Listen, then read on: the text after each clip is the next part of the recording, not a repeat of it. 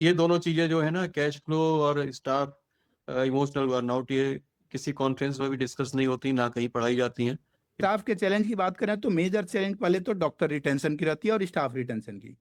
तो इसको आप कैसे हैंडल कर पाते हैं? देखिए, डॉक्टर रिटेंशन की बात है तो उसको सम्मान चाहिए। आपने मेडिसिटी बनाया, फिर वेदांता बनाया, पूरे जर्नी के दौरान 3 लेसन्स क्या होंगे? सबसे बड़ा लेसन तो यही है कि distribution, delegation of power, distribution of responsibilities among directors, ये सबसे बड़ा लेसन है। सक्सेस को आप किस तरह से डिफाइन करेंगे कि हॉस्पिटल सक्सेसफुली रन कर रहा है? तीनों चीजें मिलके आपके सक्सेस का पैरामीटर डिफाइन करती हैं। बेसिकली जो ऑक्यूपेंसी है एक वैनिटी मैट्रिक्स है, माने एक सुपरफिशियल पैरामीटर। अगर आपको दूसरा एक नया हॉस्पिटल शुरू करना हो बिल्कुल स्क्रैच से, तो लैंड परचेज से लेके इनॉग्रेशन तक आप उसके लिए क्या रोड मैप प्लान करेंगे, जो कि upcoming doctors and hospital owners के लिए एक लेसन होगा, रोड मैप होगा? जी, सबसे पहले अगर कोई भी 100 बेडेड हॉस्पिटल या 50 बेडेड हॉस्पिटल या उससे बड़ा हॉस्पिटल प्लान करता है, तो सबसे पहले हमको एक हॉस्पिटल प्लानर से अप्रोच करना चाहिए। क्या आप भी हॉस्पिटल ओनर हैं या अपना अस्पताल शुरू करने की सोच रहे हैं और NABH, Ayushman, finance, operation and management जैसी अनेक समस्याओं से जूझ रहे हैं? तो यह पॉडकास्ट आपके लिए बहुत ही वैल्यूएबल होने वाला है। नमस्कार, मैं doctor DK Rai, founder future ready hospital movement. और जैसा कि आप जानते हैं कि हम future ready hospital, Ayushman Bharat challenges in new era for hospital owners, इस विषय पर पॉडकास्ट सीरीज चला रहे हैं। और इसी विषय पर बात करने के लिए आज हमारे साथ एक न सिर्फ बरेली बल्कि यूपी और इंडिया के एक renowned doctor, anaesthetist, hospital strategist और पूरे यूपी और इंडिया के सभी डॉक्टर्स में बड़े ही सम्मानित और दो दो हॉस्पिटल्स के फाउंडिंग डायरेक्टर डॉक्टर विवेक मिश्रा सर हैं, जिन्होंने न सिर्फ मेडिसिटी 100 बेडेड हॉस्पिटल और वेदांता 300 बेडेड हॉस्पिटल बनाया है, बल्कि समाज में भी एक अच्छा नेम एंड फेम अर्जित किया है। तो आइए हम सब लोग स्वागत करते हैं। सर, आपका स्वागत है। बहुत बहुत धन्यवाद आपका। जैसा कि हम लोग पहले क्वेश्चंस पे आए, उससे पहले हम कुछ चीज़ें एक बार डिस्कस करना चाहेंगे कि हम लोग जैसे अब तक 150 प्लस हॉस्पिटल ओनर्स से डायरेक्टली टच में रह चुके हैं और काम कर चुके हैं। और हॉस्पिटल ओनर्स में इतना प्रेशर होता है, इतना स्ट्रेस होता है कि कहीं ना कहीं वो कंट्रोल लूज कर देते हैं। लेकिन एक एक्सेप्शन जो आज तक हमने देखा है कि आज तक हमने कभी आपको स्ट्रेस में नहीं देखा, जबकि दो दो हॉस्पिटल को आप सक्सेसफुली रन कर रहे हैं और काम, क्रोध, मद, लोभ, मोह इन सब चीजों से इतने दूर रहते हैं जो शायद ही किसी हॉस्पिटल ओनर के लिए पॉसिबल होता है। खासतौर से एंगर एक ऐसी चीज होती है जो प्रेशर में आ ही जाता है। ये आप कैसे कर पाते हैं? इसमें सबसे पहले तो कृपा अगर कहेंगे तो प्रभु की विशेष कृपा है। उसके बाद परिवार के संस्कार, और जो आपने बात कही स्ट्रेस फ्री, तो उस सब में सबसे बड़ा योगदान जो हम लोगों का ये वेंचर है, ये जॉइंट वेंचर है। तो हमारे और जो डायरेक्टर्स हैं वो सब बहुत अच्छे हैं, और उसमें हमने अपना जो डिस्ट्रीब्यूशन ऑफ पावर्स कर रखा है, तो एक किसी पे सबसे ज्यादा लोड ऐसा बिल्कुल नहीं है। सब लोग बहुत रिलैक्स रह के और बहुत अच्छे से दोनों हॉस्पिटल्स को हम लोग रन कर रहे हम्म। क्योंकि हमने आपको कई बार देखा है, लोग जो है ना कंप्यूटर हॉस्पिटल से परेशान होते हैं, लेकिन आपका अप्रोच बिल्कुल अपोजिट होता है कि हमने आपको अदर हॉस्पिटल्स को भी उतना ही केयर करते हुए देखा है और उनको सपोर्ट करते हुए देखा है जितना कि आप अपने हॉस्पिटल का। वो सेक्रेट थोड़ा सा हम लोग जानना चाहेंगे कि कैसे इन चीजों में आप इतना बैलेंस बना पाते हैं। हैं। मैं एक ईश्वर में आस्थावान व्यक्ति हूँ, और जो भी प्रभु ने काम दिया है उसको अपने अच्छे मनोयोग से करना, यही अपना लक्ष्य रहता है। पारिवारिक संस्कार शुरू से साथ रहे, प्रभु की कृपा रही, अध्यापकों का आशीर्वाद रहा, चिकित्सा क्षेत्र में आए, और उसके बाद एक ही मोटो जो है सर्वे भवन्तु सुखिनः, यही रहा, सभी लोग स्वस्थ हों, सुखी हों। इसी के लिए अपना पूरा जीवन कुछ अच्छा कर पाए सबके लिए, ये हमेशा से एक ऐसा भाव रहा। रही बात अपने अन्य कंप्यूटर हॉस्पिटल्स या सभी लोगों के लिए, तो सभी मित्रवत हैं, अपने सभी से बहुत अच्छे संबंध हैं। और मिलके सब लोग समाज कल्याण के लिए अच्छा काम कर रहे हैं अपने अपने क्षेत्र में। जिसको ईश्वर जिस भूमिका में दे रहा है उनके लिए जो तय की वो उसमें अच्छा कर रहे हैं। हम लोगों के लिए, हमारे ग्रुप के लिए जो प्रभु ने अच्छा सुझाया हम सब लोग कर रहे हैं। बिल्कुल। तो जब हॉस्पिटल की बात होती है तो हॉस्पिटल ओनर्स की सक्सेस को तो सभी लोग देखते हैं कि हॉस्पिटल बड़ा सक्सेसफुली रन कर रहा है, इतने पेशेंट्स आ रहे हैं, इतनी सारी टीम है, इतनी बड़ी बिल्डिंग है, और लेकिन उसके पीछे की जो स्लीपलेस नाइट्स होती है, स्ट्रगल्स होता है और चैलेंजेज होता है, वो कोई नहीं देखता। तो जैसे कहा जाता है कि फला आदमी रातों रात सक्सेसफुल हो गया, लेकिन वो रात कितनी लंबी होती है वो शायद किसी को पता भी नहीं होती। तो क्या आपके केस में वो रात क्या रियल में लंबी थी या आपने स्ट्रेटजी के तहत उस रात को छोटी कर सके? ये इतना सरल होता नहीं है। जो भी लोग जीवन में सफल हैं, किसी भी क्षेत्र में हैं, तो निश्चित रूप से उन्होंने बहुत कुछ विशेष किया होगा, बहुत कुछ खोया होगा, बहुत कुछ पारिवारिक समय दिया होगा जो अपने सिस्टम को दिया। तो ऐसे करके हर क्षेत्र में जो लोग सफल हैं, वो निश्चित रूप से उन्होंने बहुत कुछ कंप्रोमाइज़ भी उन्होंने अपने उसमें किया होगा। इसी प्रोजेक्ट की शुरुआत हम लोगों ने 2007 में एक 50 bedded hospital Shri Ramganga hospital से की। उसके बाद 2015 में श्रीनाथ मेडिसिटी हॉस्पिटल 100 बेडेड शुरू किया और 2018 से हम लोगों ने प्लानिंग की, उसमें आपको भी शामिल किया था हम लोगों ने, जब ये Shri Vedanta multi super speciality hospital 300 bedded plan किया। जी। और वास्तव में जो एक प्रेशर रहता है, जो खास तौर से लोगों को नहीं दिखाई देता, या बहुत से ऐसे बातें जो सामने से लोग नहीं समझ पाते, नहीं देख पाते, तो उसमें एक तो जो रहता है ना, कैश फ्लो का प्रेशर रहता है। क्योंकि हम लोग तो डॉक्टर हैं, बहुत फाइनेंस तो समझते नहीं, बहुत कभी इसमें दिमाग नहीं लगाया है, लेकिन जब सिस्टम में आए, सिस्टम में समझा, तो एक कैश फ्लो का प्रेशर ठीक ठाक रहता है आपके पास, और एक जो स्टाफ का इमोशनल बर्नआउट होता है। ये दो ऐसे प्रेशर हैं जो सामान्यतः बाहर से दिखाई नहीं देते, लेकिन जो सिस्टम ऑपरेट करते हैं, जो सिस्टम चलाते हैं, उनके लिए शायद ये दोनों प्रेशर अच्छे खासा एक मानसिक दबाव का कारण रहते होंगे। ये दोनों चीजें जो है ना, कैश फ्लो और स्टाफ इमोशनल बर्नआउट, ये किसी कॉन्फ्रेंस में भी डिस्कस नहीं होती, ना कहीं पढ़ाई जाती हैं। ये तो प्रैक्टिकली जब आप फेस करते हो तो भी आप सोल्यूशन उसका क्या हो सकता है, आप ही उसको जानते हो वास्तव में। बिल्कुल, बिल्कुल। इसीलिए ये जो यंग डॉक्टर्स हैं या न्यू हॉस्पिटल ओनर्स हैं, इन चैलेंजेज़ को फेस कर रहे हैं, तो ये उन लोगों से सीखना चाहते हैं, आप जैसे लोग जिन्होंने इन चीज़ों को रियल में जिया है, इन चीज़ों को फेस करके उनका सॉल्यूशन निकाला है, तो उनके लाइफ के लेसन्स जो है, वो दूसरे लोगों के लिए वैल्यूएबल हो जाते हैं। तो इसी कड़ी में जैसे कि आपने बताया कि ये पहला कैश का प्रेशर और दूसरा कि स्टाफ का चैलेंज। तो जैसे आप स्टाफ के चैलेंज की बात करें तो मेजर चैलेंज पहले तो डॉक्टर रिटेंशन की रहती है और स्टाफ रिटेंशन की।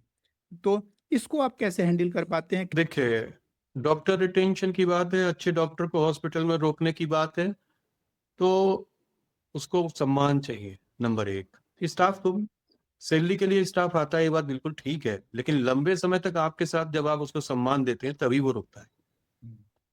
कुछ समय के बाद वो एक आपका पर्सनल टच, उससे जो पारिवारिक वातावरण हो जाता है आपस में, उसी से रुकता है। सैलरी तो हो सकता है कोई उसको जब योग्य हो जाएगा, जिसको कहीं ज्यादा भी मिल सकती है, लेकिन उसके बाद भी लंबे समय तक अगर वो रुक के चलता है, तो आपका व्यवहार, आपका जो टीम वर्क है आपके कंसल्टेंट के साथ, उसकी जो ट्यूनिंग रहती है, इन्हीं सब कारणों के कारण ही वो पारिवारिक माहौल जो अपना वहां वो प्राप्त करता है, उसी के कारण ही केवल रुकता है। केवल एक सैलरी कारण उसमें नहीं होता, उसके वहां रुकने में। बिल्कुल। आपने मेडिसिटी बनाया, फिर वेदांता बनाया। इन पूरे जर्नी के दौरान लेसन्स जो आप देना चाहेंगे, 3 लेसन्स क्या होंगे? सबसे बड़ा लेसन तो यही है कि distribution, delegation of power, distribution of responsibilities among directors, ये सबसे बड़ा लेसन है। लोगों के लिए छोड़ना, एक सही नेतृत्व में, सभी के नेतृत्व में सामूहिक निर्णय से एक अच्छे संस्थान को चलाना, कोलैबोरेटिव टीम बेस्ड अप्रोच, ये एक सफल संस्थान को चलाने के लिए सबसे सही तरीका यही है। Delegate authorities to individual and distribute work across team, ये मूल मंत्र है किसी भी संस्थान की सफलता के लिए। कई बार डिसीजन आदमी लेता है तो कई सारी गलतियां हो जाती हैं, कई बार उसकी वजह से मनी लॉस भी होता है, पैसे भी डूब जाते हैं। कोई ऐसा क्षण, कोई ऐसा डिसीजन आपका जिसने कि आपका बहुत सारा पैसा डुबाया हो, उस समय लगा हो कि ये डिसीजन गलत हो गया है, लेकिन वही चल के आपका बहुत अच्छा डिसीजन साबित हुआ? हाँ, ये एक बार कह सकते हैं, मैंने शुरुआत में भी बताया कि हम कोई फाइनेंशियल एक्सपर्ट नहीं है। शुरुआत में एक बार हम लोग मेडिसिटी में थे, तो हम लोगों ने हॉस्पिटल एक्सपेंशन का प्लान किया और उस समय क्या था कि हमने जो लिक्विडिटी को ध्यान में बिल्कुल नहीं रखा। लेकिन 1-2 महीने बाद फिर से हमने रिव्यू मीटिंग की, फिर हमको उसमें समझ में आया कि हम लोग कहीं तो गलत हैं। तो उसमें गलती क्या थी कि जो ग्रोथ और कैश फ्लो जो है, वो अलग-अलग चीज़ें हैं, हमें बाद में समझ में आया। तो फर्दर एक्सपेंशन के लिए प्रॉपर लिक्विडिटी हमने एश्योर की, उसके बाद फर्दर प्लान किया, फर्दर आगे गए उसमें हमने। तो एक लेसन ये था कि जब कभी भी हम कुछ आगे ग्रोथ एस्पेक्ट प्लान कर रहे हैं, तो एक लिक्विडिटी के एस्पेक्ट को भी हमको बहुत ध्यान में रखना चाहिए। हम्म, बिल्कुल। मीन्स लिक्विडिटी को भी, कैश फ्लो को भी ध्यान में रखते हुए चलना होगा। जी, अब जी, जी, बिल्कुल, हाँ, बिल्कुल। तभी आप सक्सेसफुल हॉस्पिटल रन कर पाएंगे। तो हुँ। ऐसे में जहाँ सक्सेस की बात आती है, सक्सेस को आप किस तरह से डिफाइन करेंगे कि हॉस्पिटल सक्सेसफुली रन कर रहा है? वो क्या ऑक्यूपेंसी से, पेशेंट आउटकम से, कल्चर से हाँ, या हाँ। सस्टेनेबिलिटी से? हाँ, बिल्कुल ठीक है। शुरुआत में तो एक सिंपल सा पैरामीटर यही मानते थे अधिकतर लोग कि ऑक्यूपेंसी कैसी है। ऑक्यूपेंसी को एक पैरामीटर मानते थे। लेकिन बाद में जो है ये आउटकम, कल्चर एंड सस्टेनेबिलिटी, ये तीनों चीज़ें मिलके आपके सक्सेस का पैरामीटर डिफाइन करती हैं। बेसिकली जो ऑक्यूपेंसी है एक वैनिटी मैट्रिक्स है, माने एक सुपरफिशियल पैरामीटर। आजकल तो वैसे भी सोशल मीडिया का जमाना है, हम लोग एक बार देख लेते हैं हमारे कितने फॉलोअर हैं, हमारे कितने लाइक्स आए, ये सब है, लेकिन वो टोटली सुपरफिशियल होता है। रियलिटी मैट्रिक्स जो होता है, एक्शनेबल मैट्रिक्स जिसको कहते हैं, वो हमारे आउटकम, कल्चर एंड सस्टेनेबिलिटी, इन्हीं से डिफाइन होते हैं, यही पैरामीटर्स होते हैं सक्सेस के। बिल्कुल। तो हॉस्पिटल को चलाने में 2 लोगों का कंट्रीब्यूशन होता है, एक तो हॉस्पिटल का एडमिनिस्ट्रेटर होता है और एक हॉस्पिटल के लीडर होते हैं। तो हॉस्पिटल के एडमिनिस्ट्रेटर को और हॉस्पिटल के लीडर्स को कौन-कौन सी क्वालिटीज़ हैं जो डिफरेंशिएट करती है कि हॉस्पिटल लीडर्स में क्या क्वालिटी होनी चाहिए और हॉस्पिटल एडमिनिस्ट्रेटर में क्या? हॉस्पिटल लीडर्स जो होते हैं, वो एक सिस्टम बनाते हैं और एडमिनिस्ट्रेटर उस सिस्टम को फॉलो करता है। टीम लीडर जो होता है, कोई उसमें फेल्योर भी अगर होता है, तो आगे आके अपनी जिम्मेदारी समझते हैं और करेक्टिव मेजर्स लेते हैं कि आगे से वो दोबारा ऐसा कमियां या गलतियां वैसी ना हो। एडमिनिस्ट्रेटर जो एक पॉलिसी बना देते हैं, लीडर्स या हॉस्पिटल के डायरेक्टर्स, उनको सिस्टम को फॉलो करते तो यानी आपने कहा कि जो लीडर होते हैं वो take responsibilities and decisions, and administrators कि भाई दे आर फॉलोइंग द हैं। SOPs and instructions. यस, जो आपके डिसीजंस हैं उनको फॉलो करते हैं एडमिनिस्ट्रेटर। अब मान लीजिए कि कल को आपको 100 बेडेड हॉस्पिटल बिल्कुल स्क्रैच से बनाना हो, जैसा कि आपने मेडिसिटी या वेदांता बनाया। अगर आपको दूसरा एक नया हॉस्पिटल शुरू करना हो बिल्कुल स्क्रैच से, तो लैंड परचेज से लेके इनॉग्रेशन तक आप उसके लिए क्या रोड मैप प्लान करेंगे, जो कि upcoming doctors and hospital owners के लिए एक लेसन होगा, रोड मैप होगा? जी, सबसे पहले अगर कोई भी 100 बेडेड हॉस्पिटल या 50 बेडेड हॉस्पिटल या उससे बड़ा हॉस्पिटल प्लान करता है, तो सबसे पहले हमको एक हॉस्पिटल प्लानर से अप्रोच करना चाहिए, उसको मिलना चाहिए। उसके बाद एक एनएबीएच स्ट्रेटेजिस्ट, एनएबीएच एक्सपर्ट्स, सबसे पहले इन दोनों के साथ हमको एक अपनी मीटिंग करनी चाहिए। उसके बाद हमको ऑपरेशनल फ्लो और फ्यूचर एक्सपेंशन को ध्यान में रखते हुए लैंड का सिलेक्शन करना चाहिए। इन दोनों से मीटिंग करने के बाद लैंड का जब सिलेक्शन कर लें, उसके बाद हमको आर्किटेक्ट को अप्रोच करना चाहिए और हम लोगों की जो भी प्लानिंग हुई हो पहले, वो हमको आर्किटेक्ट से शेयर करनी चाहिए। उन्हीं प्लानिंग के अनुसार ही आर्किटेक्ट आपको आपकी बिल्डिंग के डिजाइन्स बना के देंगे। उसमें बनाते समय खास तौर से जो हमारे एनएबीएच एक्सपर्ट हैं और जो नेशनल बिल्डिंग कोड है, जो बिल्डिंग का, उसके अनुसार ही शुरुआत से ही जब हम एनएबीएच के सारे नॉर्म्स को फॉलो करते हुए अपनी बिल्डिंग बनाएंगे, तो हमको बाद में जो दिक्कत होती है वो सारी कुछ नहीं होगी। तो एनएबीएच एक्सपर्ट, एनएबीएच स्ट्रेटेजिस्ट और हॉस्पिटल प्लानर, इन दोनों की मीटिंग हॉस्पिटल ऑनर के साथ सबसे पहले बहुत जरूरी है। उसके बाद लैंड का सिलेक्शन करना है, क्योंकि फ्यूचर एक्सपेंशन को भी ध्यान में रखना है। उसके बाद फिर आप अपने सारी जो वर्कआउट कर लिया, आपने प्लान बना लिया, उसको शेयर करना है अपने आर्किटेक्ट के साथ, फिर वो एक effective building plan, building map आपसे शेयर कर पाए। बिल्कुल। तो आपने कहा कि फ्रॉम प्लानिंग टिल, सबसे पहले तो architectural planning and all the things हमने सोच लिया, लेकिन सबसे पहले हमें प्लानिंग में क्या करना चाहिए? पहले लैंड खरीदना चाहिए, आर्किटेक्चर या फाइनेंस का अरेंजमेंट करना चाहिए? मतलब प्लानिंग किस स्टेज से हमें शुरू करना चाहिए, या पहले विजन डेवलप देखिए, करना बिल्कुल ठीक है। सबसे पहले तो आपके थॉट प्रोसेस में आया कि हमको एक हॉस्पिटल प्लान करना है। चाहिए? उसके बाद आप जो है ऑपरेशनल फ्लो और बेड मिक्स डिसाइड करिए। उसके बाद फ्यूचर एक्सपेंशन की कुछ अगर प्लानिंग है तो उसको ध्यान में रखते हुए हॉस्पिटल प्लानर और ये एनएबीएच स्ट्रेटजिस्ट से एक मीटिंग करिए। उसके अकॉर्डिंग ही अपनी लैंड को डिसाइड करिए, उसके हिसाब से लैंड अपना परचेज करिए और उसके बाद में आर्किटेक्ट से अपॉइंटमेंट लीजिए। सबसे पहले आर्किटेक्ट से नहीं मिलना है, आर्किटेक्ट से उसके बाद मिलना है। आपकी प्लानिंग पहले होनी चाहिए, एनएबीएच एक्सपर्ट्स के साथ मीटिंग आपकी पहले होनी चाहिए, आर्किटेक्ट का रोल बाद में आता है। बिल्कुल। यानी आप ये कहना चाहते हैं कि पहले आप विजन डेवलप करिए, फिर अपनी स्ट्रेटजी डिसाइड करिए, फिर लैंड डिसाइड करिए, फिर आर्किटेक्ट एंड फाइनेंस पे जाइए। सीक्वेंस जी, में चलिए। अगर इस सीक्वेंस को ब्रेक करेंगे तो उसमें फिर चैलेंजेस भी आ जाते हैं, खासतौर से कई बार रिकंस्ट्रक्शन और ये सब चैलेंजेस। अगर आपने सिविल कंस्ट्रक्शन कुछ भी गलत पहले कर लिया तो उसको बाद में चेंज नहीं कर सकते, क्योंकि नॉर्म्स हैं। स्टेयरकेस की चौड़ाई कितनी होनी चाहिए, आपने अगर कम रख ली एक बार तो उसको बड़ा बाद में नहीं सकते, उसमें बहुत दिक्कतें आती हैं, कॉस्ट भी बढ़ती है, समय भी लगता है और दिक्कत भी बहुत आती है।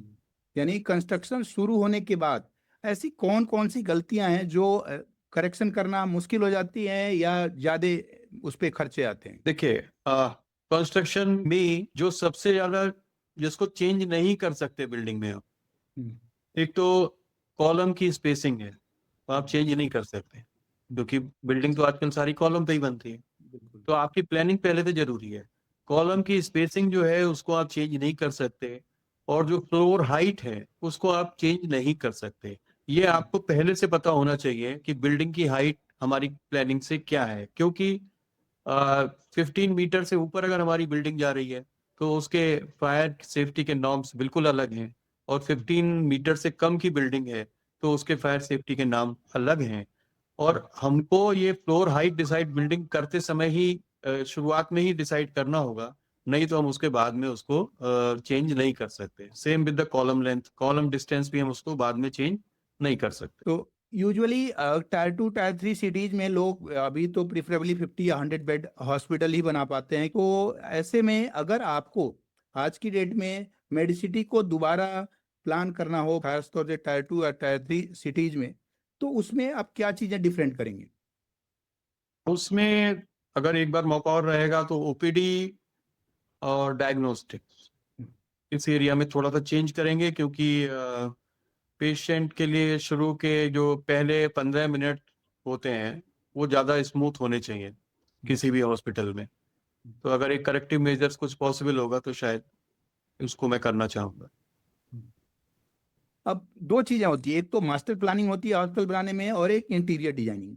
आप किसको ज्यादा वेटेज देंगे? मास्टर प्लानिंग ज्यादा इंपॉर्टेंट है या इंटीरियर डिजाइन? देखिए, दोनों का अपना महत्व है, लेकिन मास्टर प्लानिंग जो है वो फाउंडेशन है, वो बहुत महत्वपूर्ण है।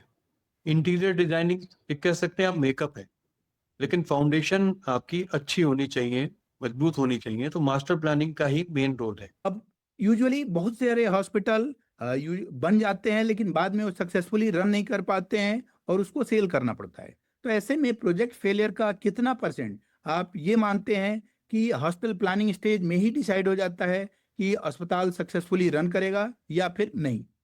हॉस्पिटल प्लानिंग का हॉस्पिटल के फ्यूचर में बहुत इम्पोर्टेंट रोल है, और मुझे तो व्यक्तिगत तौर पे ऐसा लगता है कि 70% शुरुआत में ही हमको पता लग जाता है, प्लानिंग टाइम पे ही, कि हॉस्पिटल का किस तरीके से अगर वो फेलियर हो रहा है तो शुरुआत में ही प्लानिंग स्टेज पे ही हमको 70% तक लगभग पता लग जाता है कि इसका भविष्य क्या होना है। बिल्कुल। उसका अगर प्लानिंग अच्छी नहीं है तो बिल्कुल दिक्कत होती है हॉस्पिटल में बिल्कुल। आगे। अब अगर हम ऑपरेशन में आए, तो हॉस्पिटल जब सक्सेसफुली ऑपरेट कर रहा होता है, ऑक्यूपेंसी अच्छी है, 95% तक ऑक्यूपेंसी है, लेकिन फिर भी कई बार हॉस्पिटल कैश के लिए स्ट्रगल कर रहे होते हैं, ऐसा क्यों?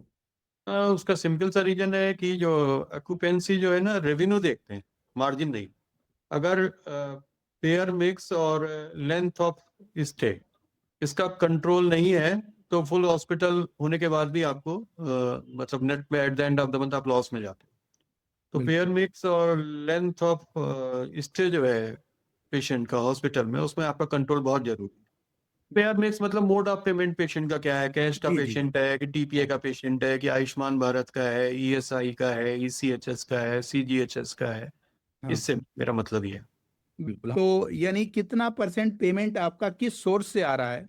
यूजुअली माना जाता है कि अगर 30% आपका कैश है, 30% आपका टीपीए एंड इंश्योरेंस से है, और 30% आपका आयुष्मान, सीजीएचएस, ईएसआई से आ रहा है, और 10% कॉर्पोरेट से आ रहा है, तो आपका फिर बैलेंस माना जाता है। अगर जी। इसमें रेशियो चेंज होता है तो वो फिर पेयर मिक्स का बैलेंस बिगड़ जाता है, और उस केस में फिर कई बार अस्पताल तो 95% ऑक्यूपेंसी पे चल रहा है, लेकिन कैश की प्रॉब्लम होती है, ओडी से फिर सैलरी निकालनी पड़ती है, और फिर वो जो है इबिट्टा भी कम हो जाता है उसकी वजह से। जी तो जी।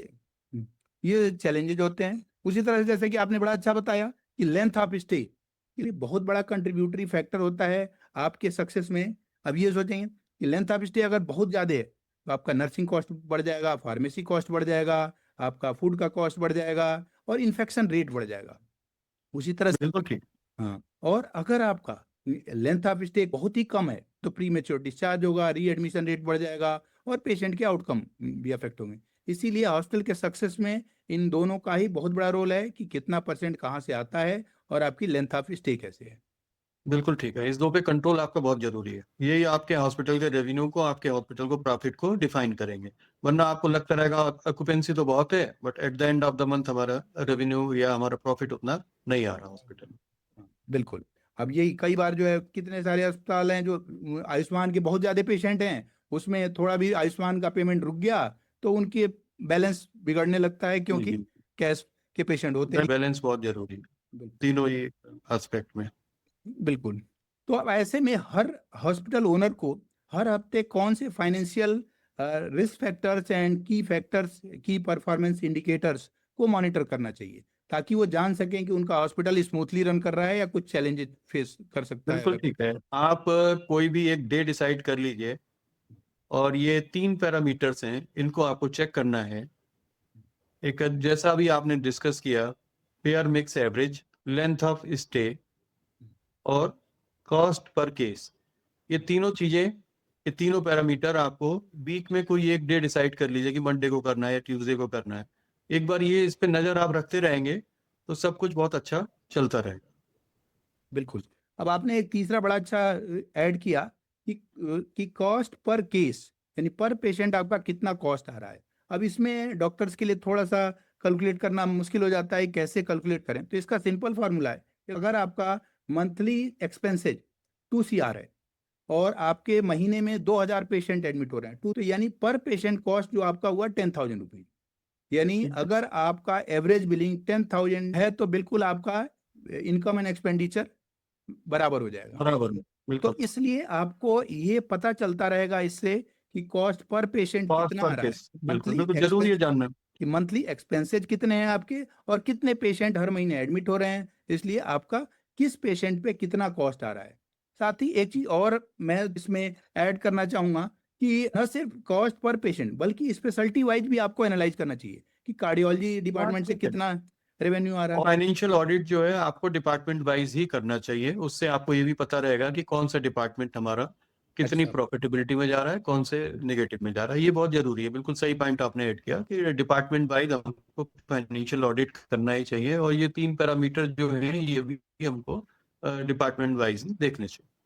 अच्छा, कुछ हिडन कॉस्ट होते हैं यूजुअली हॉस्टल ओनर्स के नज़र में नहीं आता है, तो ऐसे कौन से हिडन कॉस्ट हैं जो हॉस्टल ओनर्स कभी कैलकुलेट ही नहीं करते? हाँ, ये एक अच्छा आपने पॉइंट पकड़ा है। वास्तव में आपकी प्रॉफिटेबिलिटी को बहुत कम कर देते हैं अगर आप इस पे ध्यान ना दें। तो एक तो इक्विपमेंट डाउन टाइम जिसको consider नहीं करते, और दूसरा है री एडमिशन कॉस्ट। तो ये दोनों फैक्टर ऐसे हैं, अगर इनको आपने बहुत विजिलेंट नहीं रहे आप इन दोनों फैक्टर्स पे, तो आपके प्रॉफिट को ये एकदम से कम कर सकते। बिल्कुल। अब ऐसे में उनके सामने एक सवाल आता है कि ऐसे कौन सी जगह है जो वहाँ पे हॉस्पिटल ओनर को ज्यादा खर्च करना चाहिए और कहाँ पे कम खर्च करना चाहिए ताकि बैलेंस बना सके। हाँ बिल्कुल ठीक है। एक बैलेंस्ड हॉस्पिटल को चलाने के लिए, हमको प्रॉफिटेबिलिटी में रखने के लिए क्वालिटी सिस्टम और स्टाफ ट्रेनिंग, इन दिनों पे हमको इन्वेस्ट करना चाहिए, और इंटीरियर डिजाइनिंग, इंटीरियर फिनिशिंग पे कम खर्च करना चाहिए। स्टाफ ट्रेनिंग भी बहुत इंपॉर्टेंट एस्पेक्ट है आपके पेशेंट आउटकम के लिए, आपके सिस्टम की हेल्थ के लिए, और क्वालिटी सिस्टम भी बहुत जरूरी है।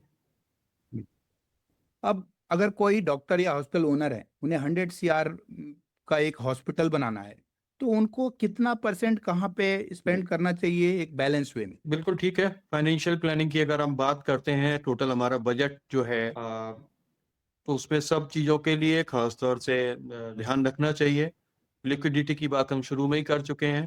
तो टोटल जो हमारे फाइनेंशियल बजट है, उसको बिल्डिंग में अप्रॉक्स 40% हमको कैलकुलेट करके चलना चाहिए।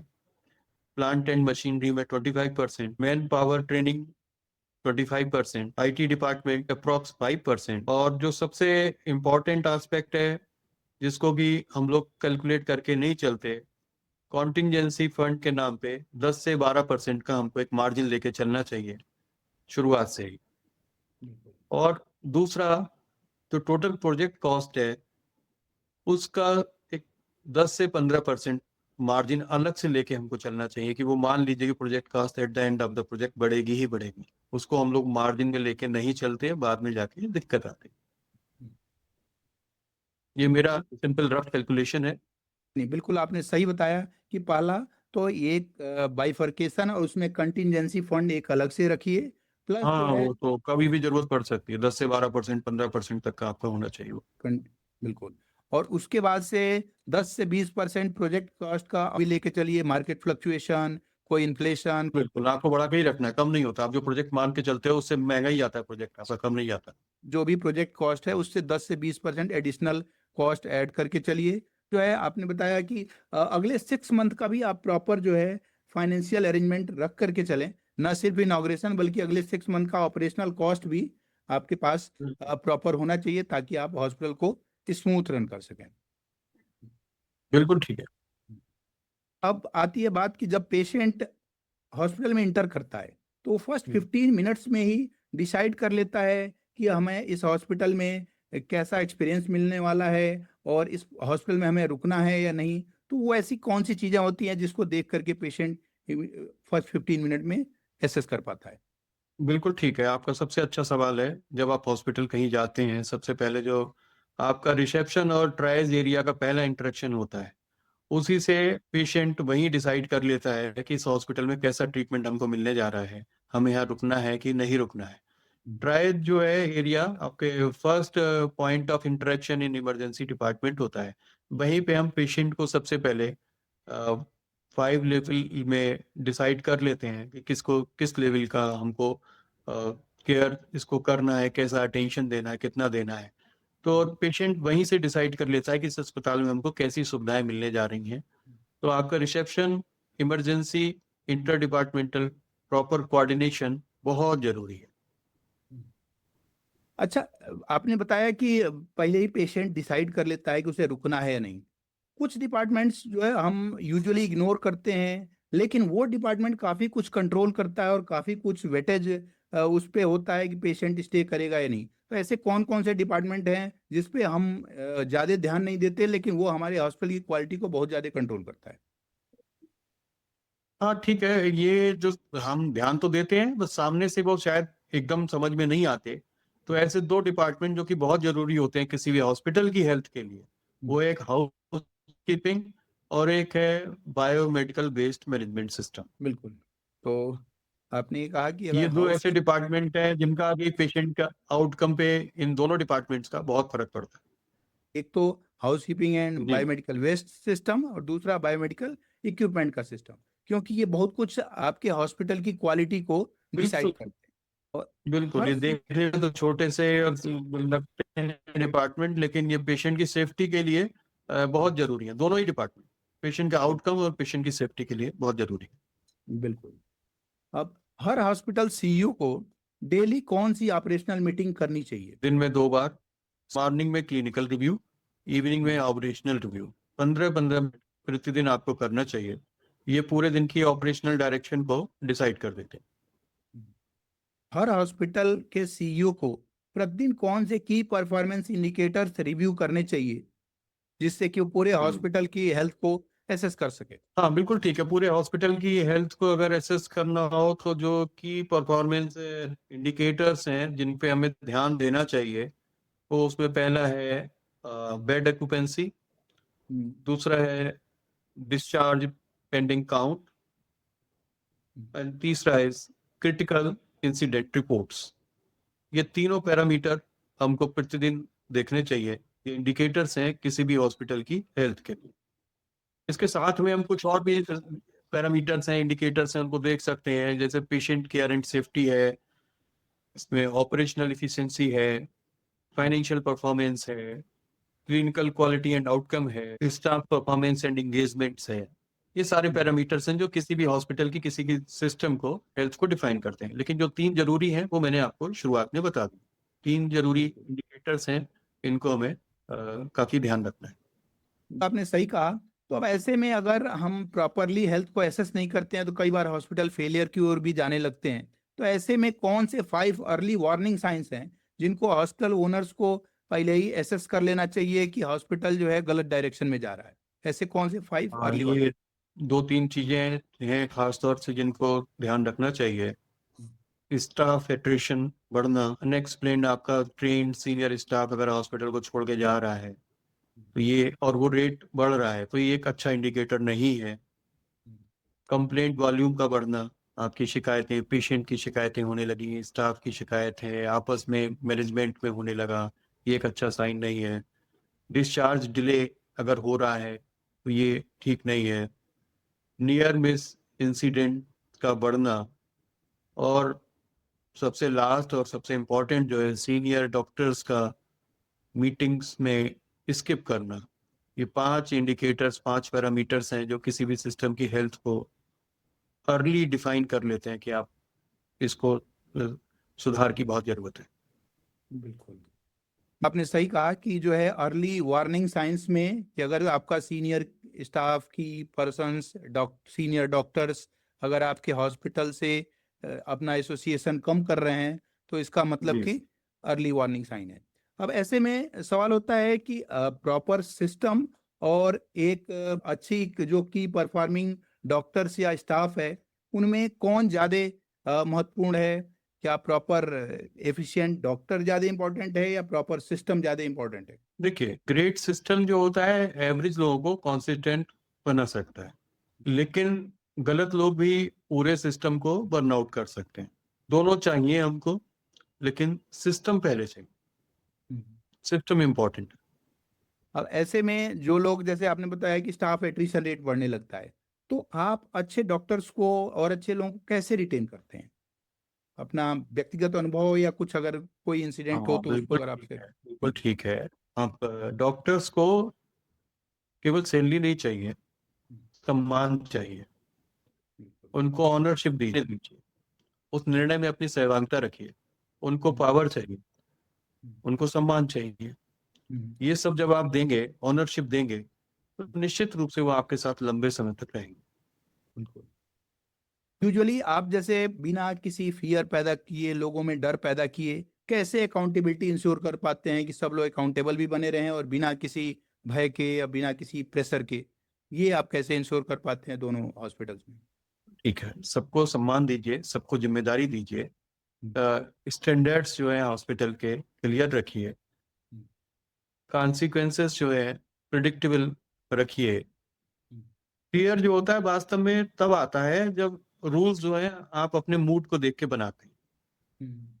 ऐसा नहीं होना चाहिए। एक बार जो आपने रूल्स बना लिए, स्टैंडर्ड बना दिया, उसको बिल्कुल जब आप बिल्कुल क्लियर रखेंगे, सब स्टाफ आपको बहुत सम्मान भी करेगा और बहुत अकाउंटेबिलिटी के साथ सिस्टम में काम भी करें। अब ऐसे में चूंकि स्टाफ को रिटेंशन के आपने बता दिया कि उनको प्रॉपर रिस्पेक्ट दिया जाएगा, तो अकाउंटेबिलिटी भी आपने इंश्योर कर ली कि प्रॉपर उनको जिम्मेदारी दे दिया, रिस्पॉन्सिबिलिटी दे दिया। और लेकिन अब ऐसे में पूरा प्रॉपर क्वालिटी कल्चर आप कैसे डेवलप कर पाते हैं? देखिए, क्वालिटी कल्चर के लिए मैंने आपको बताया, एक हमारा ये ज्वाइंट वेंचर है, सिनर्जी हॉस्पिटल है। हम पहले खुद करते हैं अच्छा, वो स्टाफ हमारा उसको देख के फॉलो करता है। हमारे डायरेक्टर्स जो हैं, जो एसओपीज हैं, उनको खुद फॉलो करते हैं, कहते नहीं है स्टाफ से या इंचार्जेस से या ओटी स्टाफ से। पहले खुद जब फॉलो करते हैं तो उनको देख के हमारा स्टाफ भी हमको फॉलो करता है।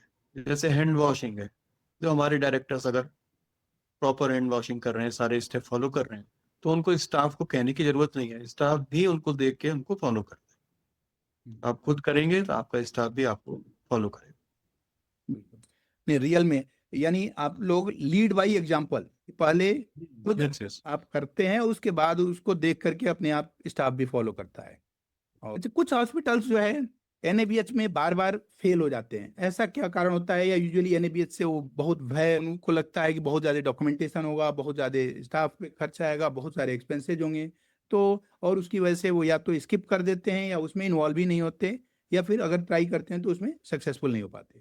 बेसिकली जो ऐसे हॉस्पिटल्स होते हैं वो एक एनएबीएच पे इवेंट की तरह लेते हैं, एक ऑन गोइंग सिस्टम की तरह नहीं लेते। और ये एनएबीएच वास्तव में कोई इवेंट नहीं है, तो ऑन गोइंग सिस्टम जो आपको लॉन्ग टर्म में बहुत प्रोटेक्शन भी दे। वास्तव में ऑडिट के पहले तो बहुत तैयारियां करते हैं, ऑडिट के बाद सब भूल सा जाते हैं, सब ढील देते थे, सिस्टम वैसे ही चलने लगता है। तो ये उन हॉस्पिटल्स में ज्यादा होता है, लेकिन कॉन्सिस्टेंटली जो ऑनगोइंग सिस्टम की तरह इसको एक्सेप्ट करते हैं इस चैलेंज को, तो डेफिनेटली वो उनका एनएबीएच एक्रेडिशन जल्दी होता है, जरूर होता है। अब ये जो एनएबीएच रेडीनेस है, ये ओपनिंग डे से शुरू होना चाहिए या फाउंडेशन डे से, आपके अनुसार? हमने शुरुआत में अब काफी डिस्कस किया ना आपको, ये फाउंडेशन डे से ही होना चाहिए बिल्कुल। तो इनफैक्ट आप लैंड परचेज से पहले भी जब आपकी प्लानिंग की है, तो एक प्लानर के साथ, एक एनएबीएच स्ट्रेटेजिस्ट के साथ आपको मीटिंग करनी है, और फ्यूचर एक्सपेंशन को ध्यान में रखते हुए लैंड पे जाना है, उसके बाद आर्किटेक्ट से मीटिंग करनी है। तो डेफिनेटली फाउंडेशन से ही शुरुआत करनी है इसकी। बिल्कुल। कोई ऐसा एग्जांपल जहां आपने अर्ली प्लानिंग से बहुत बड़ा जो है रिनोवेशन को आप रोक पाए हों? हाँ बिल्कुल, मेडी सिटी हॉस्पिटल हम लोगों का 100 बेडेड हॉस्पिटल था। उसके बाद हम लोगों ने प्लान किया कि हमको 300 बेडेड हॉस्पिटल प्लान करना है। तो हमने जो NABH strategist doctor Dhananjay Kumar Rai ji, उनके साथ एक मीटिंग की, बहुत बड़ी मीटिंग की उनके साथ, सारा प्लान किया, नेशनल बिल्डिंग कोड और जो एनएबीएच के नॉर्म्स थे उसको इम्प्लाई करते हुए एक रफ हम लोगों ने बिल्डिंग का मैप का प्लानिंग किया। लैंड भी मैं उनको दिखाने ले गया साथ में। उसके बाद फिर हम लोगों ने आर्किटेक्ट के साथ मीटिंग की, और एक आज ये अपना ऐसा हॉस्पिटल बनाया। तो ये निश्चित रूप से उनके साथ मीटिंग करने से बहुत सारे नॉर्म्स एनएबीएच के जो थे वो बिफोर स्टार्टिंग मैप हम लोगों ने उसमें इम्प्लीमेंट कर पाए और इम्प्लीमेंट करा पाए। अगर वो ऐसा नहीं करते, बाद में सिविल वर्क में इतना हम लोगों को नुकसान होता, उसको भरपाई करना मुश्किल होता, समय का बहुत लगता। तो we are really thankful to doctor Rai for this. Thank you. और यही कारण था कि आप within 6 month NABH full accreditation directly करा पाए अपने इतने ये तो निश्चित रूप से आपकी गाइडेंस थी और हमारे यहाँ के सपोर्टिव स्टाफ का सब मेहनत थी। आपकी अच्छी गाइडेंस में उन लोगों ने किया, और 6 मंथ में ही हम लोगों ने एनएबीएच फाइनल एक्रेडिशन इस हॉस्पिटल का लिया। Thank you sir. अगर किसी के पास 6 मंथ्स ही हों उनको प्रिपेयर करने के लिए, तो उन्हें क्या करना चाहिए?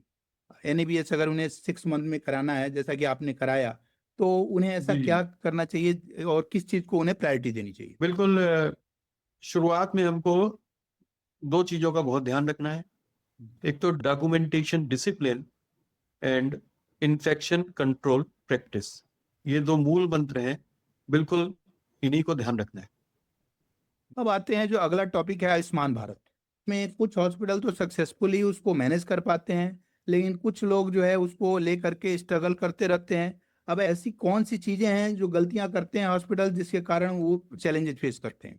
देखिए, इसमें आयुष्मान भारत में जो सबसे ज्यादा दिक्कत आ रही है वो एक थॉट प्रोसेस की कह सकते हैं। आप जो वॉल्यूम है ना, उसको लायबिलिटी नहीं, उसको अपॉर्चुनिटी समझिए। सब कुछ आपकी थॉट प्रोसेस बदल जाएगा, सब कुछ वहीं से ठीक होना शुरू हो जाएगा। प्रोसेस है उसको स्टैंडर्डाइज करिए, कॉस्ट पर केस कम करिए, क्वालिटी को कंप्रोमाइज ना करना पड़े। इन चीजों का ध्यान रखेंगे तो आयुष्मान भारत में आपके क्लेम रिजेक्शन रेट भी कम होगा और ज्यादा वॉल्यूम है उसका आपको फायदा भी मिलेगा। बिल्कुल। अब ऐसे में हॉस्पिटल सबसे ज्यादा रेवेन्यू कहाँ पे लूज करते हैं और क्यों? बिल्कुल आपने सही सवाल किया।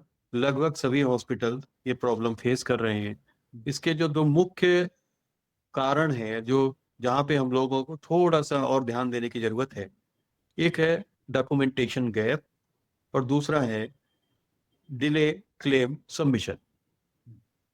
कमी हमारी तरफ से ही है। सरकार के सिस्टम बिल्कुल फुल प्रूफ है और ठीक है, हम उन लोगों के डॉक्यूमेंटेशन प्रॉपर नहीं है और टाइमली हम उसको अगर क्लेम नहीं कर रहे हैं तो रिजेक्शन रेट बढ़ जाए। तो आपने सही कहा कि from admission, history, examination and plan of care, doctor notes, OT notes, discharge summary, ये सारी चीजें एक ही कहानी अगर कह रही हैं तो हमारा रिजेक्शन रेट अपने आप ही कम हो जाएगा अगर हमारा डॉक्यूमेंटेशन प्रॉपर है। दूसरा जो है, अगर हम टाइमली क्लेम सबमिशन कर रहे हैं तो भी हमारा रिजेक्शन रेट कम हो जाएगा। और तीसरा जो सबसे इंपॉर्टेंट यूजुअली हम गलती कर जाते हैं कि स्किपिंग ऑफ बायोमेट्रिक सिस्टम, कि वो हमारा बायोमेट्रिक सिस्टम खराब है उसकी वजह से हम स्किप कर देते हैं बायोमेट्रिक पेशेंट का, तो उसकी वजह से भी क्लेम रिजेक्शन बढ़ जाता है। 35% क्लेम रिजेक्शन के चांसेस बढ़ जाते हैं अगर आप बायोमेट्रिक सिस्टम को स्किप करते हैं। तो ये तीन चीजें अगर आप प्रॉपरली ध्यान रखते हैं तो आपका प्रॉपर जो है। हाँ, जैसे आपने भी बताया इनकम्प्लीट क्लिनिकल नोट्स हैं, मिसमैच पैकेज है, बायोमेट्रिक्स है, ये तीनों ही फैक्टर्स अगर हम करेक्टिव वे में करेंगे तो डेफिनेटली हमारे रिजेक्शन रेट काफी कम हो जाएगा। बिल्कुल। अब ऐसे में सवाल आता है, क्योंकि प्रॉफिटेबिलिटी काफी कम होती है, तो ऐसे में कौन से ऑपरेशनल चैलेंजेज हैं जिसको हम प्रॉपर मैनेज करके अपनी प्रॉफिटेबिलिटी बढ़ा सकते हैं, वो भी क्वालिटी को कंप्रोमाइज किए बिना और पेशेंट की केयर को बिना किसी तरह से अफेक्ट किए बिना क्वालिटी मेंटेन करते हुए कैसे हम ऑपरेशनल एक्सपेंसेस को कम कर सकते हैं? इसमें दो चीजों पे हमको ध्यान देना चाहिए।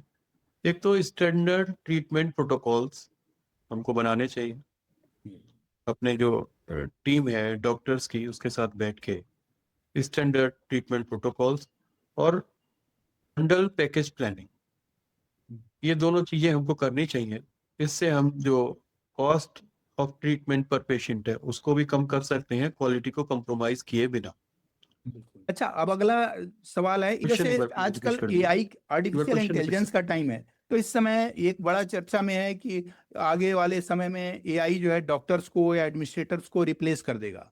जबकि अब आपका क्या मानना है कि एआई क्या डॉक्टर या एडमिनिस्ट्रेटर को रिप्लेस करने वाला है या उसको और स्ट्रेंथन करने वाला है, उसके हाथों को और मजबूत करने वाला है? देखिए, artificial intelligence in health industry ये एडमिनिस्ट्रेटर को रिप्लेस नहीं करेगा बल्कि उन्हें और ज्यादा पावरफुल बनाएगा।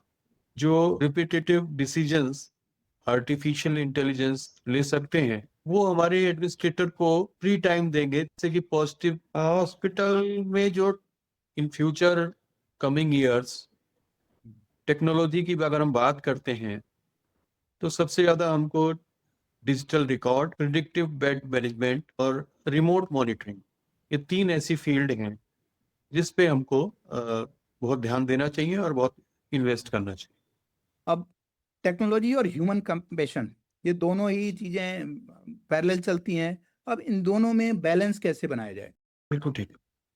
इसमें टेक्नोलॉजी जो है हमको डाटा देती है और उस डाटा के आधार पे हमको डिसीजन लेने और आसान बनाता है। हम ज्यादा अच्छा डिसीजन और with the help of technology ले सकते हैं। अच्छा, अब ये डिजिटल का जमाना है, तो डिजिटल हॉस्पिटल्स पेशेंट के एक्सपीरियंस को कैसे बेटर बना रहे हैं और उनके एक्सपेक्टेशंस को कैसे बढ़ा रहे हैं? देखिए, पेशेंट अब जो है रिस्पॉन्स टाइम एक्सपेक्ट करने लगा है with the help of app and all. अब उसको बहुत वेट नहीं करना, वो आपको क्विक रिस्पॉन्स, जल्दी रिस्पॉन्स, जल्दी ट्रीटमेंट चाहते हैं। तो इसके लिए आपको अपने सिस्टम को और स्ट्रेंथन करना होगा और रिस्पॉन्स टाइम आपको कम करना होगा। ऐसे पेशेंट के एक्सपेक्टेशंस बढ़ गई है, वो इंतजार नहीं करना चाहता कैसे भी। बिल्कुल, यस।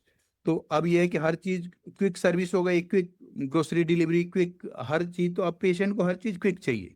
अब उसमें हेल्थ केयर भी आ गया है कि हेल्थ केयर जी सर्विस जी भी उसे क्विक चाहिए, चाहे ऐप के थ्रू मिले, ऑनलाइन मिले या ऑन साइट मिले। तो इसलिए वेटिंग अब करना पेशेंट अवॉइड करने लगा है। अब ऐसे जी में जी जी फ्यूचर बिल्कुल ऑफ बिल्कुल। हॉस्पिटल्स क्या होंगे, कि अगर हम एज्यूम करें कि 2035 में तो हॉस्पिटल्स कैसे होंगे आपके अनुसार? 2035 में हॉस्पिटल्स का स्ट्रक्चर क्या होगा और हॉस्पिटल कैसे? छोटे, स्पेशलाइज्ड और डाटा ड्रिवन हॉस्पिटल होंगे। बड़े जनरलाइज हॉस्पिटल की जगह focused centre of excellence system जो है वो रिप्लेस करेंगे इसको, ऐसा मेरा मानना है। बिल्कुल आपने सही सोचा। अब अगले दशक में ऐसे कौन से हॉस्पिटल हैं जो डिसअपियर हो जाएंगे, जो सरवाइव नहीं कर पाएंगे? देखिए, वो ऐसे हॉस्पिटल जो सिर्फ बेड्स पे और डॉक्टर्स पे चलते हैं उनके लिए सर्वाइवल मुश्किल होगा। जो सिस्टम पे चलते हैं, पेशेंट आउटकम पे चलते हैं, वही हॉस्पिटल आगे फ्यूचर में सर्वाइव करेंगे। The outcome is important. बिल्कुल।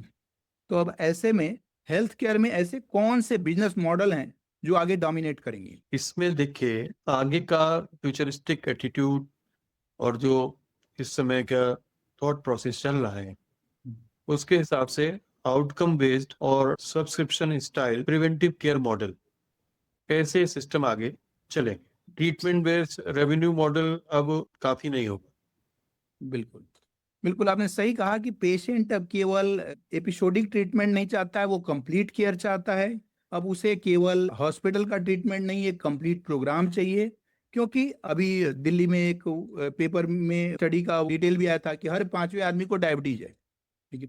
तो इस तरह से अब चूंकि लाइफस्टाइल डिजीजेज बड़ी तेजी से बढ़ रही जी है। जी अब लाइफस्टाइल डिजीजेज वो एपिसोडिक ट्रीटमेंट से नहीं हो सकती, चाहे वो डायबिटीज है, ओबेसिटी है, पीसीओडी है, या फिर फैटी लीवर है। ये प्रॉब्लम्स बड़ी तेजी से अपने पांव पसार रही है। और इनको अगर हमें ट्रीट करना है तो प्रॉपर जो है हमें प्रोग्राम्स एंड सब्सक्रिप्शन मॉडल पे जाना होगा, और केवल एपिसोडिक ट्रीटमेंट से नहीं। इसलिए हम कहते भी हैं कि हॉस्पिटल्स को तो अब जो है, जैसे कि डायबिटीज का पेशेंट आया, केवल कंसल्टेशन विजिट करके चला गया, पेशेंट की एक्सपेक्टेशन भी फुलफिल नहीं हुई। अब वो जा करके हॉस्पिटल में विजिट जी करने के बाद डाइट के लिए, अपने प्रोग्राम्स के लिए ऑनलाइन ऐप सर्च करता है। वहाँ से डाइट, डिटॉक्स, फास्टिंग और बाकी लाइफस्टाइल की जो गाइडेंस है वो वहाँ से यूट्यूब से लेता है, ऑनलाइन प्रोग्राम से लेता है। तो इसीलिए हॉस्पिटल्स को अब न सिर्फ एपिसोडिक ट्रीटमेंट पे फोकस करना चाहिए, बल्कि अब बिल्कुल। प्रोग्राम्स भी डेवलप करने चाहिए, खासतौर से क्रॉनिक डिजीज प्रिवेंशन प्रोग्राम। जो प्रिवेंटिव केयर मॉडल है वो अब डोमिनेट होगा, क्योंकि अब लाइफस्टाइल डिजीजेज बढ़ रही हैं, तो लाइफस्टाइल मेडिसिन पे फोकस करना होगा। और लाइफस्टाइल मेडिसिन जो है वो प्रिवेंटिव केयर मॉडल होगा, जिसमें कि प्रॉपर प्रोग्राम्स डेवलप करना होगा, और सब्सक्रिप्शन बेस्ड मॉडल होगा, जैसा कि आपने बताया कि सब्सक्रिप्शन बेस्ड और आउटकम बेस्ड मॉडल होगा। तभी अपकमिंग जो है हॉस्पिटल सरवाइव कर पाएंगे। अगर आप आज से हॉस्पिटल शुरू करते तो क्या अलग करते? बिल्कुल ठीक है। तो मैं आज फिर से एक अगर प्लान करता तो मल्टी सुपर स्पेशलिटी हॉस्पिटल ही हम लोग प्लान करते। लेकिन ऑपरेशनल सिस्टम और एनएबीएच रेडीनेस पहले दिन से प्लानिंग करके इम्प्लीमेंट करते, ना कि बाद में। मतलब सब कुछ है, प्रॉपर प्लानिंग के साथ जी एनएबीएच जी रेडनेस हॉस्पिटल। सभी को ऐसा करना चाहिए जो आगे अपना फ्यूचर में प्लान कर रहे हैं, क्योंकि गवर्नमेंट नॉर्म्स इतने चेंज हो गए हैं। एनएबीएच की गाइडलाइन को शुरू से ही आपको लेके चलना है, तभी आप कर पाएंगे, वरना आपकी जो कॉस्ट है वो बहुत बढ़ जाएगी, समय भी बहुत लगेगा, मेंटल ट्रॉमा भी आपको बहुत होगा, बहुत स्ट्रेस होगा। इससे अच्छा है फ्यूचर की प्लानिंग पहले दिन से, अभी से, आज से एक एनएबीएच स्ट्रेटेजिस्ट के साथ डिस्कस करके करिए, तो आपका फ्यूचर, आपका भविष्य, आपके अस्पताल का भविष्य बहुत अच्छा होगा। बिल्कुल। अब आते हैं कुछ रैपिड फायर राउंड पे, जी कि जिसमें कि हम, तो उसमें रैपिड फायर में शुरू करते हैं कि एक बुक जो हर हॉस्पिटल ओनर को पढ़नी ही चाहिए।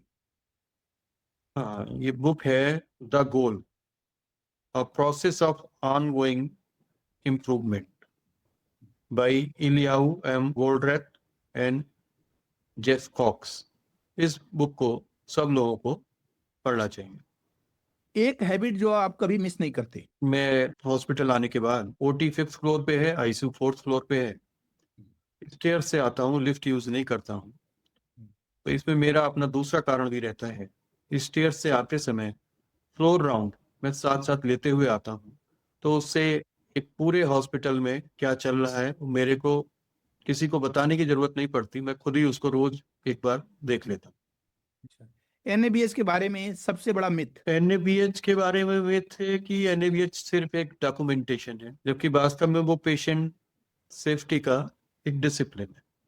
आयुष्मान भारत के बारे में सबसे बड़ा मिथ। ये एक आयुष्मान भारत के में है कि आयुष्मान भारत के पेशेंट लॉस में चलते हैं, जबकि प्रोसेस अगर हमारा सही है तो वही वॉल्यूम जो है हमारा वो ग्रोथ बनाता है हमारे सिस्टम की। दुनिया का एक हॉस्पिटल जिसकी आप बहुत प्रशंसा करते हैं।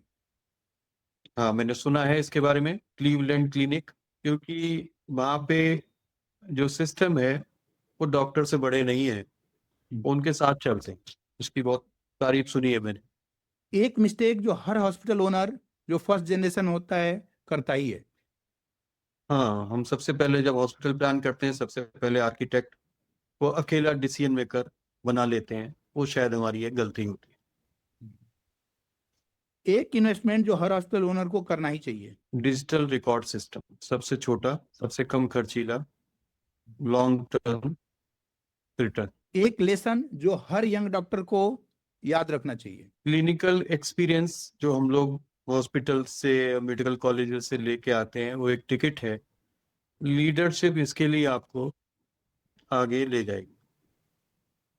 लीडरशिप को डिफाइन करने वाला एक सिंगल वर्ड, कंसिस्टेंसी। एक सेंटेंस जो हर हॉस्पिटल ओनर याद रखे। हाँ, बिल्कुल ठीक है। जो प्लानिंग स्टेज में इन्वेस्ट करते हैं वो ऑपरेशंस स्टेज में रिलैक्स करते हैं।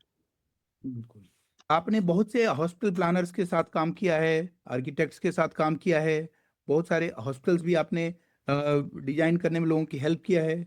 मैं अपना एक पर्सनल एक्सपीरियंस शेयर करूंगा। जब वेदांता हॉस्पिटल का मैप लगभग रेडी था, ठीक है, और उस मैप को लेकर के आप बैठे हुए थे और मैंने पूछा कि अब तो मैप रेडी हो गया, आप क्या कर रहे हैं, तो आपने एक लाइन बोली थी कि लुहार वाला काम तो हो चुका है, मैं सुनार वाला काम कर रहा हूँ।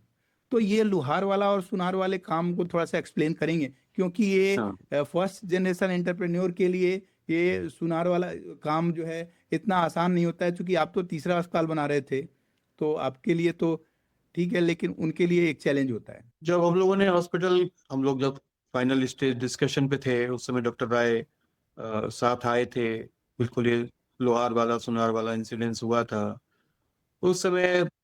मैं फर्दर प्लानिंग में पेशेंट का फ्लो कैसे होगा, operational efficiency, quality system, patient को एक डिपार्टमेंट से दूसरे डिपार्टमेंट जाना है तो कितना टाइम लगेगा, अगर रैंप से अगर हम ले जाते हैं लिफ्ट फेल होती है तो कैसे उसको करेंगे, इस पे हम लोग काफी काम कर रहे थे। तो शायद उस समय का जो आपके साथ किया हुआ हमारा होमवर्क था आज वो हमें बहुत काम आ रहा है, और हम शायद practical day to day activities में, डे टू डे लाइफ में हम शायद जो उस समय हम लोग और आपने मिलके इसमें प्लानिंग में मेहनत करी है तो उसका इम्प्लीमेंट करने के बाद उसका फल जो है आज, उसका जो इतना स्मूथनेस है पूरे सिस्टम के ऑपरेशन में, वो जो शुरुआत में हम लोगों ने डिस्कस किया, हम लोगों ने मेहनत करी, शायद उसी का ऐसा परिणाम।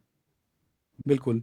अब अगला जो सवाल है कि आपकी सक्सेस स्टोरी को सुन करके और आपके जो है कैरेक्टर और बाकी डिटेल्स एंड के बारे में जानने के बाद बहुत सारे लोग होंगे, खासतौर से बहुत सारे इन्वेस्टर भी होंगे, बहुत सारे लोग हैं जो आपके साथ जुड़ने की उनकी इच्छा होगी।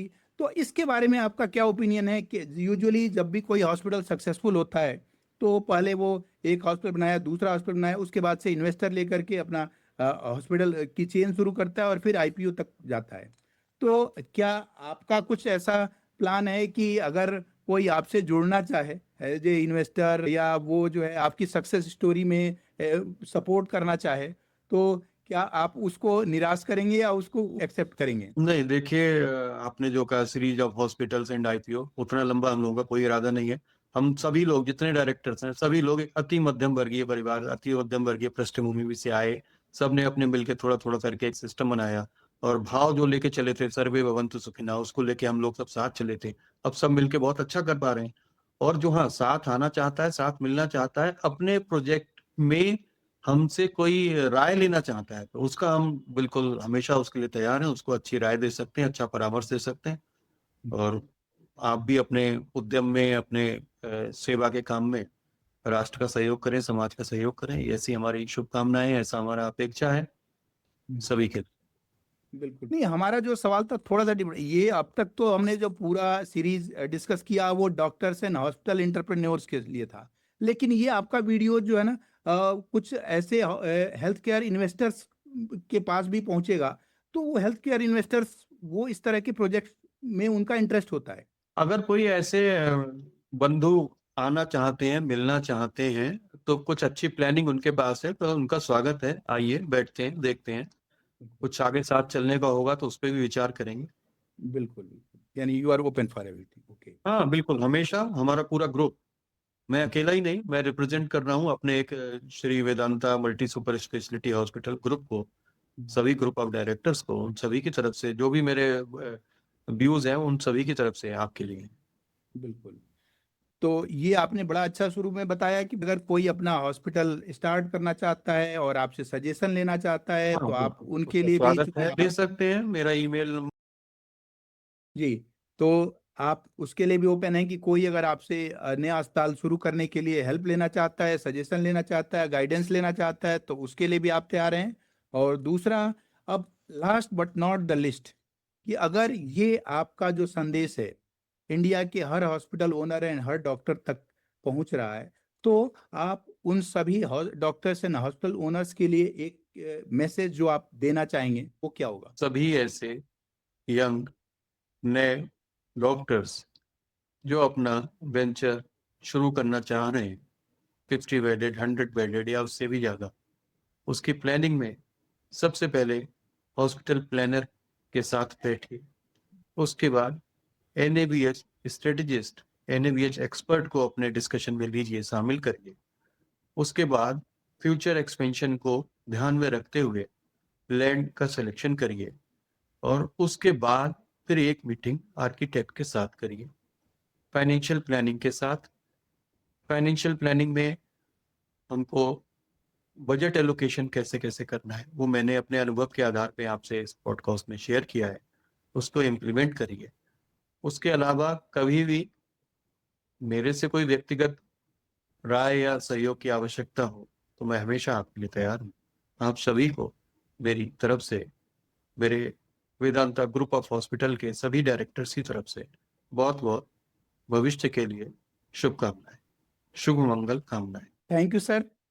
आपने इतना वैल्यूएबल सजेशन, अपना 20 सालों का एक्सपीरियंस और इंटरप्रेन्योरियल जर्नी और गलतियां और उससे जो लेसन्स लर्न किए वो सारी चीजें शेयर किए, जो upcoming doctors and hospital owners के लिए एक लाइफ लेसन होगा। जो आपने खुद से गलतियां करके सीखी वो केवल आपके अनुभव से ही इस पॉडकास्ट के माध्यम से सीख पाएंगे। इसके लिए बहुत बहुत धन्यवाद आपको। Thank you very much sir for coming. आपका भी बहुत बहुत धन्यवाद डॉक्टर धनंजय राय जी। बिल्कुल। और जैसे आपने हमारे प्रोजेक्ट जब हमने बनाया, हमारा सहयोग किया, और उस सहयोग के कारण आज हम बहुत स्मूथ अपना सिस्टम चला पा रहे हैं। तो आपसे ऐसी अपेक्षा है कि जो जो लोग आपको अप्रोच करेंगे, आप वैसा ही स्नेह, वैसा ही प्यार, वैसा ही सहयोग सबका करेंगे, ऐसा विश्वास है। बिल्कुल, thank you for your blessings. सभी को नमस्कार। डॉक्टर विवेक मिश्रा सर के टेक अवे मैसेजेज जो इस पॉडकास्ट में उन्होंने बताया उसको मैं समराइज करता हूं। सबसे पहले कि बिल्डिंग को बनाने से पहले या आर्किटेक्ट को कांटेक्ट करने से पहले आप प्रॉपर प्लानिंग करिए, विजन डेवलप करिए, स्ट्रेटजी बनाइए, लैंड फाइनलाइज करिए, मास्टर प्लानिंग करिए और तब आर्किटेक्चर पर शिफ्ट होइए। दूसरा जो उन्होंने कहा कि प्रॉपर सिस्टम बिल्ड करिए जो किसी एक इंडिविजुअल पे डिपेंडेंट नहीं हो, और ग्रेट हॉस्पिटल केवल इंडिविजुअल डिपेंडेंट नहीं होते हैं बल्कि वो process, leadership and team work पे डिपेंडेंट होते हैं। अगला जो उन्होंने बताया कि आउटकम्स पे फोकस करिए, क्वालिटी एंड सस्टेनेबिलिटी पे फोकस करिए, केवल ऑक्यूपेंसी पे नहीं। ऑक्यूपेंसी तो उसका बाई प्रोडक्ट होगा। नेक्स्ट जो उन्होंने पॉडकास्ट में लर्निंग लेसन बताया कि आप एनएबीएच रेडनेस पे इन्वेस्ट करिए, डिजिटल ट्रांसफॉर्मेशन पर इन्वेस्ट करिए, स्टाफ की ट्रेनिंग पर इन्वेस्ट करिए और patient safety from day one consider करके चलिए। और हॉस्पिटल जो लीड कर देंगे फ्यूचर में वो न सिर्फ एपिसोडिक केयर पे डिपेंडेंट होंगे बल्कि preventive care, chronic disease, recurring revenue model पर होंगे जो सब्सक्रिप्शन बेस्ड रेवेन्यू जनरेट करेंगे। यानी अगर आपको फ्यूचर रेडी होना है, भविष्य के सक्सेसफुल हॉस्पिटल्स में शामिल होना है तो आपको एपिसोडिक केयर के साथ साथ रेकरिंग रेवेन्यू मॉडल यानी subscription based model, specially chronic disease care, diabetes, obesity आदि के लिए आपको डेवलप करना होगा। इस तरह से अगर इन चीज़ों को आप ध्यान में रखते हैं तो डेफिनेटली आप एक फ्यूचर रेडी हॉस्पिटल बिल्ड कर पाएंगे। अगर आप future ready hospital planning, NABH या अपने हॉस्पिटल में chronic disease recurring revenue develop करना चाहते हैं तो इस नंबर पर संपर्क कर सकते हैं। यदि यह पॉडकास्ट आपको अच्छा लगा तो लाइक करें, दूसरे डॉक्टर्स एंड हॉस्पिटल ओनर्स के साथ शेयर करें और इस चैनल को सब्सक्राइब करें। Thank you for watching.